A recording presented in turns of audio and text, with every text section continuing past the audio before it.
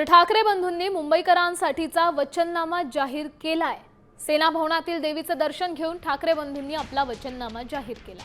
शिवशक्तीचा वचननामा, ठाकरेंचा शब्द अशी वचननाम्याची टॅगलाईन आहे। दरम्यान मुंबईचा महापौर मराठी आणि हिंदूच होणार असल्याच्या मुद्द्यावरून बोलताना त्यांनी वरळीत काल डोंबिवळे जमले होते असा भाजपला टोला लगावलाय।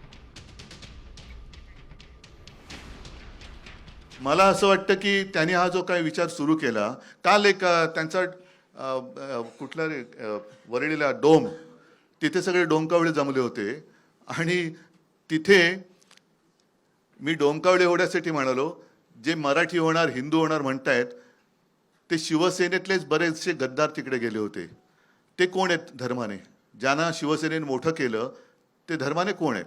मुख्यमंत्र्यांनी थेट असं म्हटलेलं आहे की हिंदू हृदय सम्राट बाळासाहेब ठाकरे यांच्या कृतीचा जर वारसा कोणी चालवत असेल तर ते एकनाथ शिंदे चालवतात आहे। याबद्दल आपल्याला काय म्हणायचं आहे? ढाण्या वाघ असं देखील म्हणाले। राजसाहेबांकडून उत्तर अपेक्षित आहे। ठाण्या पण नाही तर ढाण्या कुठून येणार? मराठी रंगभूमीचं दालन ते यांनी रद्द केलं बिर्ला तिकडे चौपाटीला, आणि ते हे बिल्डरच्या घशात घातलं।